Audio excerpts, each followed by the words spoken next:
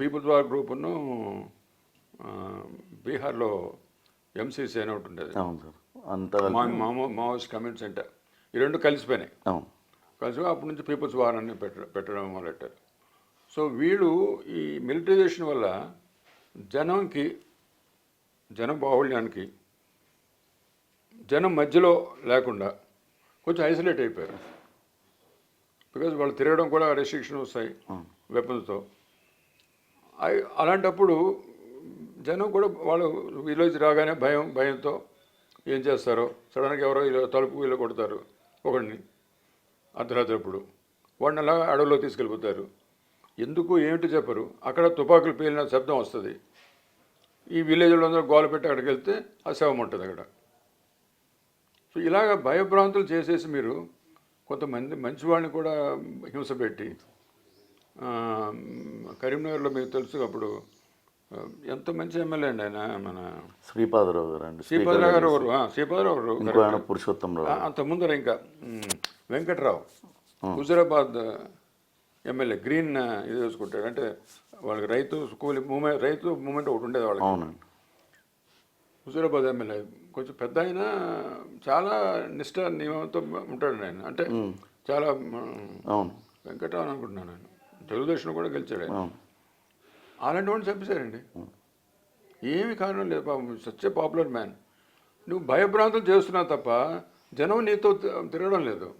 జనాన్ని నేను సపోర్ట్ చేయడం కోసం సాఫ్ట్ టార్గెట్ చేస్తున్నాను. సో ఐసోలేట్ అయిపోతున్నారు జనం నుంచి, మీరు దూరం అయిపోతున్నారు. సో నీ తుపాకీ తెడిసే వాడు చేస్తున్నాడు తప్ప నీ మీద ప్రేమతో కాదు. సో అలా కొన్నాళ్ళకి ఇది ఏమైపోయింది, ఇది కూడా బాగా దూరం అయిపోయింది. సో ఛత్తీస్గఢ్ కూడా బాగా ఇప్పుడు పట్టు సాధించారు. మంచి ఎన్కౌంటర్స్ వాళ్ళు చేశారు. మావోయిస్ట్ పార్టీని పూర్తిగా ఎరాడికేట్ చేయాలి, పూర్తిగా నిర్మూలించాలంటే ఏం చేయాలి, ఎటువంటి యాక్షన్ తీసుకుంటారు? అంటే ఇప్పుడు ఈ డిమారలైజ్ అయినప్పుడు ఏమవుతుందంటే, కాడరు ఇప్పుడు ఇదే ఎన్కౌంటర్ ఉన్నాను అనుకోండి, ఇంకో 10-15 మంది తప్పిపోయి ఉంటారు, తప్పించుకొని ఉంటారు అడవుల్లో, పర్వత శ్రేణుల్లో. వాళ్ళకి ఏముంటుంది, నెక్స్ట్ టైం నా వంతు వస్తుందేమో, ఎందుకు ఈ గొడవ ఇన్నాళ్ళు చేసాం, ఏమొచ్చింది మనకి, బయటకు వచ్చేలా ఉంటుంది. అప్పుడే మనం సరెండర్ పాలసీ పెట్టాం ఇక్కడ గవర్నమెంట్ ద్వారా. నువ్వు సరెండర్ అయితే నీకేం హాని జరగదు, నువ్వు మామూలుగా మీ గ్రామంలో నువ్వు తిరుగు, నీకు కొంత సహాయం కూడా చేస్తాం, నువ్వు రీహాబిలిటేట్ చేసుకో, ఏదో టీ కొట్టు పెట్టుకో, లేదా ఇంకేదో చేసుకో, నీకేం ఇబ్బంది జరగదు అని మనం చాలా వాళ్ళకి హెల్ప్ చేసాం. అప్పుడేమైంది, చాలామంది సరెండర్ అయిపోయారు. కాడ విడిచిపెట్టేసి ఆ తుపాకులు వాళ్ళకి ఇచ్చేసి వచ్చేసారు. తర్వాత కాడర్ రిక్రూట్మెంట్ కూడా తగ్గిపోయింది. కొత్త వాళ్ళు జాయిన్ అయితేనే కదా మూమెంట్ పెరుగుతుంది. ఆ కాడర్ రిక్రూట్మెంట్ కూడా, అంటే ఈ డిమారలైజేషన్ వచ్చేసి మనకేముంది, వెళ్తే ఏముంటుంది, రాత్రి పగలు మనం సేవ, ఎక్కడెక్కడో నడాలి, ఎక్కడెక్కడో పడుకోవాలా, చాలా కష్టమైన జీవితం కదండి వాళ్ళది. సో ఇదంతా చేస్తే మనకి ఏమొచ్చింది ఆఖరికి, ఇప్పుడో ఒక రోజు మనం చచ్చిపోతాం, లేకపోతే మనం బయటపడతాం. సో ఇప్పుడే బయటపడిపోతే బెటరు అని చాలామంది వచ్చేసారు. రిక్రూట్మెంట్ కూడా తగ్గిపోయింది. వెపన్స్ కూడా అంతకుముందు పోలీస్ స్టేషన్ అటాక్ చేస్తే 10-12 వెపన్లు తీసుకెళ్ళిపోయేవాళ్ళు.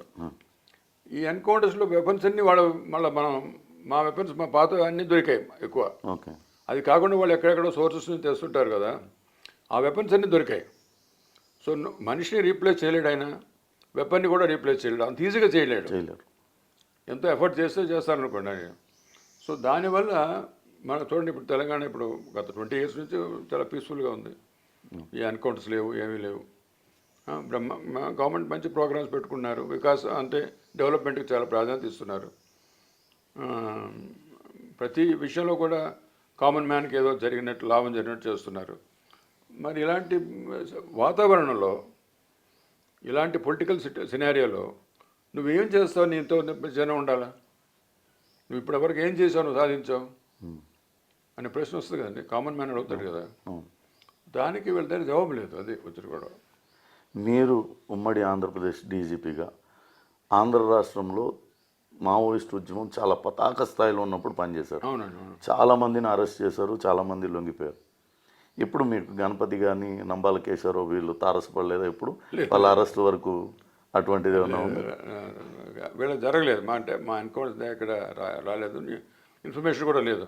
నంబాల కేశవ మీద ఒకసారి ఇన్ఫర్మేషన్ వచ్చింది, విశాఖపట్నంలో ఉన్నట్టు. ఏదో విశాఖపట్నం ఒక పర్టికులర్ ప్లేస్కి వస్తాడని మా టీం కూడా వెళ్ళింది. అప్పుడు ఆయన ఇది మన డిసెంబర్లో అయ్యప్ప స్వామి డ్రెస్లు వేస్తారు కదా ఎక్కువ, అయ్యప్ప దగ్గరికి వెళ్ళేవాళ్ళు. అలాంటి డ్రెస్సులో అందరూ ఉంటారు. సో అలాంటి డ్రెస్లో వచ్చాడు అనుకున్న టైంకే. మా వాళ్ళు చూశారు, గుర్తుపెట్టి పట్టుకున్నారు కూడా. కానీ వాడు విధించుకొని వెళ్ళిపోయాడు వీడు. అంటే వీళ్ళు అంత చాకచక్య. అప్పుడు నేను ఇంటెలిజెన్స్లో ఉన్నాను, డీజీ కాదు. మాకు మంచి టీమ్స్ అప్పుడు ఇంకా రాలేదు అంతగా తర్వాత వచ్చినట్టు. అయినా వాళ్ళు మంచి వాళ్ళే, మంచి ఆఫీసర్సే, బాగా ట్రై చేశారు. కానీ వాడు చాలా బలవంతుడు, అప్పుడు ఇంకా చిన్న వయసు. సో వీళ్ళు ఒక్కసారి విధించుకొని ఏదో ఒక మూల ఎటో పారి వెళ్ళిపోయాడు అంతే.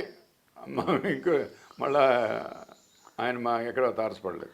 ఇప్పుడు మావోయిస్ట్ పార్టీ కొత్తగా మళ్ళోసారి శాంతి చర్చలు జరపాలి, మేము సీజ్ ఫైర్ ప్రకటిస్తున్నాం, శాంతి చర్చలు జరిపి మాతోని చర్చలు జరపాలనేది ఒక డిమాండ్ తీసుకొస్తున్నాం. మీరు ఎట్లా చెప్తారు? అంటే శాంతి చర్చలు జరపడం వల్ల ఏమన్నా ఉపయోగం ఉంటుంది? ఎవరితో శాంతి జరుపుతారు? గవర్నమెంట్ జరపాలా ఏమండి? గవర్నమెంట్ ఎవరితో జరుపుతారు? ఎవరు వాళ్ళ నాయకులు? ఎవరు బాధ్యత తీసుకుంటారు? ఇవన్నీ ఏంటంటే ఇంత ముందు కూడా ఇలా చేసేవాళ్ళు. కొంతమంది రాజకీయ నాయకులు, పోలీస్ ఆఫీసర్స్ కూడా అవగాహన లేనివాళ్ళు దాన్ని ఎంకరేజ్ చేసేవాళ్ళు. ఆ ఎంకరేజ్ చేసినప్పుడు పెద్ద ఉపయోగం రాలేదు. కానీ వాళ్ళు బాగా బలపడిపోయారు. అంటే గవర్నమెంట్తో నువ్వు టాక్స్ చేస్తున్నావు అంటే నీ స్థాయి ఎంత. సో జనంలో అమ్మ వీళ్ళంత గొప్పవాళ్ళు కానీ ఒక ఫీలింగ్ వస్తుంది ముందు. అది వాళ్ళు బాగా సొమ్ము చేసుకున్నారు కూడా. అప్పుడు విపరీతమైన కలెక్షన్స్, ఒక్క తాలూకాలో ₹1 కోటి కలెక్ట్ చేశాడు ఆ రోజుల్లో. అది అంటే ఈ ఢిల్లీ డాలింగ్ అని ఉంటుంది. గవర్నమెంట్ మారగానే కొత్త గవర్నమెంట్ మేమేదో సామాజిక న్యాయం, మేమేదో చేస్తాం. ఇది అవగాహన లేని మాటలు ఇవన్నీ.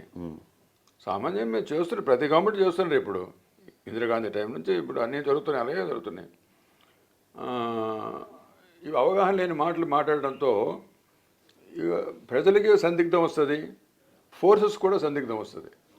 ఏమిటి మళ్ళీ వాళ్ళు మన నాయకులు ఎలా మాట్లాడుతున్నారు, మనం ఇటు వెళ్ళాలా, వెళ్ళొచ్చా ముందుకి అనేది ఒకటి వస్తుంది. మన క్లారిటీ ఉండదు అప్పుడు. ఇప్పుడు ఒక గొప్ప ఏంటంటే ఇప్పుడు ఛత్తీస్గఢ్లో కూడా బీజేపీ గవర్నమెంట్ వచ్చింది, సెంట్రల్లో కూడా బీజేపీ గవర్నమెంట్ ఉంది. వాళ్ళు మంచి క్లారిటీ, మీరు అన్నట్టు ఇదిగో 26 కల్లా ఈ మూమెంట్ ఉండదు, మూమెంట్ వల్ల పెద్ద ప్రయోజనం లేదు అనే ఒక స్థితికి వచ్చారు. అప్పుడు మేము ఉన్నప్పుడు కూడా చంద్రబాబు నాయుడు ఉండేవాడు. వాళ్ళు కూడా తెలంగాణ వాళ్ళు చాలా భయపడేవాడు ఆ రోజుల్లో, లీడర్స్ కూడా. ఎందుకంటే వచ్చుగా వాడి రాజ్యం నడిచేది కొన్ని జిల్లాల్లో. ఆయన వాళ్ళకి అందరికీ ప్రజలకి కూడా ఇచ్చి ఎవరైనా ఇల్లు కూల్చేస్తే లేకపోతే ఇల్లు పేల్చేస్తే ఆ డబ్బు ఇచ్చి వాళ్ళకి మళ్ళీ ఇల్లు కట్టడం, ఎవరైనా చంపేస్తే వాళ్ళకి పెద్ద అమౌంట్స్ ఇచ్చి వాళ్ళ కుటుంబాన్ని ఆదుకోవడం, ఇలాంటివన్నీ చేశారు. చేసి మెల్లమెల్లగా జనంలో ఒక ధైర్యం వచ్చినట్టు చేశారు. సో అలా క్లారిటీ గవర్నమెంట్కి ఉంటండి, ఫీల్డ్లో ఆఫీసర్స్ బాగా పనిచేస్తారు. ఇప్పుడు ఆ క్లారిటీ ఉంది, గవర్నమెంట్ ఆఫ్ ఇండియాకి ఉంది.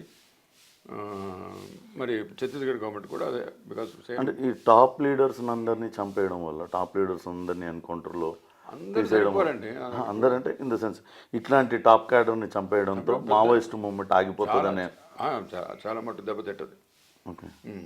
అంటే మనిషిలో ఒక నిస్పృహ వచ్చేస్తుంది, ఉద్యమమే ఆగిపోతుంది అంటారా?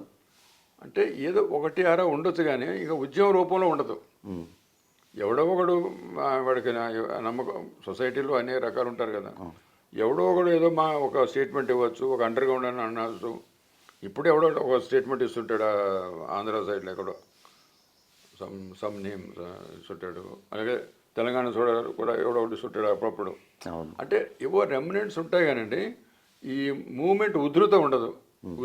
ఇప్పుడున్న ఉధృతం ఉండదు ఛత్తీస్గఢ్లో ఉండేటట్టు. అండ్ వాళ్ళ మాట పెద్ద పట్టించుకోరేవారు. సో అలాగా స్లోగా గ్రాడ్యువల్గా ఆ మూమెంట్ అంతమైపోతుంది అంతే. ఆపరేషన్ కగార్ కొనసాగాలంటారా? ఉండాలి మరి. అది కొనసాగాలంటే అది రెస్పాన్స్ అండి. అది ఇప్పుడు ఆపరేషన్ సింధూర్ ఎందుకు చేశారు? ఎవరో కొంతమంది టెర్రరిస్ట్ వచ్చి ఆ అమాయకమైన ప్రజలను చంపడం వల్ల కదా. మన దేశ ప్రజలను చంపడం వల్ల, భార్యల ముందు భర్తల్ని చంపడం, పిల్లల ముందు భర్తలను చంపడం. So so naturally government can't keep quiet. Government ఊరుకోదు. మనం ఉన్నదే ఆ పనికి కదా మరి. శాంతి భద్రతలు పరిరక్షించాలి, తర్వాత పీస్ ఉండాలి సొసైటీలో ఎప్పుడైనా డెవలప్మెంట్కి. సో సింధూరు మరి చేసేవాడిని మనం గవర్నమెంట్కి ఏమంటాం. అలాగే మనకి ప్రాబ్లం ఉన్నప్పుడు ఇది రెస్పాన్స్. అదే క్లారిటీ అని నేను ఎందుకంటున్నానంటే, ఇక్కడ వేరు వేరు తావులు టాక్స్ పెట్టకూడదా. ఇప్పుడు ఒక నాయకుడు అన్నాడు, కమ్యూనిస్ట్ నాయకుడు, మీకు అంతే స్పెసిఫిక్ ఇన్ఫర్మేషన్ ఉంటే వెళ్ళి మీరు పట్టుకోవచ్చు కదండి, అన్ని అరెస్ట్ చేయొచ్చు కదండి. స్పెసిఫిక్ అంటే ఆ ప్రాంతంలో ఉన్నాడు, ఎన్ని స్క్వేర్ కిలోమీటర్స్ అనుకుంటున్నారు ఆపోజిట్ అది. Impossible to go there. రఫ్గా ఉంటుంది. ఇక్కడ కొంతమంది కనబడ్డారు, ఏదో ఇన్ఫర్మేషన్ వచ్చి ఉంటుంది వీళ్ళకి. సో వీళ్ళు వెళ్ళి అది కోమ్ చేయాలా. చాలా కష్టమైన పని అండి అది. అంత ఎత్తుల్లో డిఫరెంట్ ఏరియాస్లో it's extremely difficult job. Chhattisgarh చాలా బాగా పోలీసు చాలా చాకచక్యంగా చాలా గొప్పగా చేశారు ఆ కార్యక్రమం. మీరు డీజీపీగా ఉన్న టైంకి ఇప్పటికీ ఈ మావోయిస్ట్ కూంబింగ్ ఆపరేషన్స్లో ఎటువంటి మార్పులు వచ్చాయండి? అంటే మావోయిస్ట్ పార్టీ టాక్టిక్స్లో కూడా టాక్టిక్స్ మోరల్లెస్ అవే టాక్టిక్స్ ఉన్నాయి వాళ్ళకి, అంతకంటే మరి ఎక్కువ చేయలేరు వాళ్ళు, మిలిటరీ టాక్టిక్స్ అవి. ఓకే. కానీ ఈ స్టేట్ ఫోర్సెస్ నేర్చుకోవడంలో కొంత అవగాహనలో కొంత లోపం వస్తుంది. ఓకే. అంటే అందరూ అంత ఈజీగా అవగాహన చేసుకోలేరు. చేసుకున్నా నేను చెప్తాను కదా, పొలిటికల్ సపోర్ట్ కూడా ఉండాలి.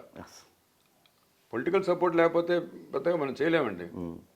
సో అది ఇప్పుడు బాగా ఉంది. ఇప్పుడు పొలిటికల్ సపోర్ట్ టోటల్. సో మనిషికి క్లారిటీ ఉంది. అప్పుడు వీళ్ళు కౌంటర్ అఫెన్సివ్లో ఏం చేయాలనేది కొన్ని పాఠాలు నేర్చుకొని కొన్ని స్పెషల్ టీమ్స్ ట్రైన్ చేశారు. సిఆర్పిఎఫ్ వాళ్ళు చేశారు, ఛత్తీస్గఢ్ పోలీస్ చేశారు, మహారాష్ట్ర పోలీస్ చేశారు, డిఆర్జీ అనే కొత్త టీమ్స్ పెట్టారు మన గ్రే హౌండ్స్ లాగా.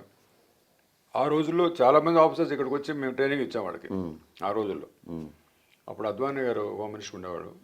ఆయన చెప్పారు, ద్వారా నువ్వు ఒక ట్రైనింగ్ పెట్టు వీళ్ళకి, అదర్ స్టేట్స్ వాళ్ళకి కూడా. అంటే వాళ్ళు చాలామంది వచ్చారు. అప్పుడు వస్తే మనం ట్రైనింగ్ ఇచ్చాం వాళ్ళకి. కానీ ట్రైనింగ్ ఇచ్చిన మాత్రం సరిపోదు కదా, అక్కడ సపోర్ట్ ఉండాలా, పొలిటికల్ సపోర్ట్ ఉండాలా, సీనియర్ ఆఫీసర్స్ సపోర్ట్ ఉండాలా, అవగాహన ఉండాలా, ఆ లీడర్షిప్ ఉండాలి.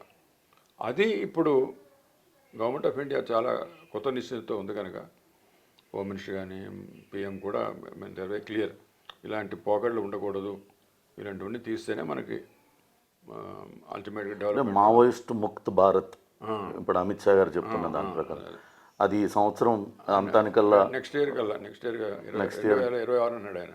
నెక్స్ట్ చాలా మట్టుకు అవుతుంది. ఓకే. అంటే 1-6 ఎవడో ఉంటారండి, అది వేరే విషయం.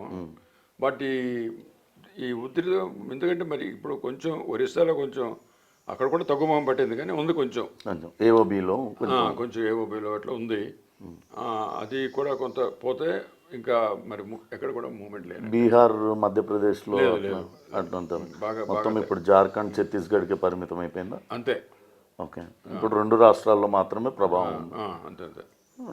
అంటే అమిత్ షా చెప్పినట్టుగా 2026 కల్లా మావోయిస్ట్ ముక్త భారత్ చాలా మట్టుకు ఇదే లైన్లో వెళ్తే డెఫినెట్లీ. Thank you. థ్యాంక్స్ అండి. ఖచ్చితంగా ఆ అభివృద్ధి పదాన రాష్ట్ర ప్రభుత్వాలు, కేంద్ర ప్రభుత్వాలు పయనిస్తున్నాయి. ఇటువంటి విధ్వంసాన్ని ఎవరు కూడా చూస్తూ ఊరుకోరు అంటూ మాజీ డీజీపీ దొర అభిప్రాయాన్ని వ్యక్తం చేస్తున్నారు.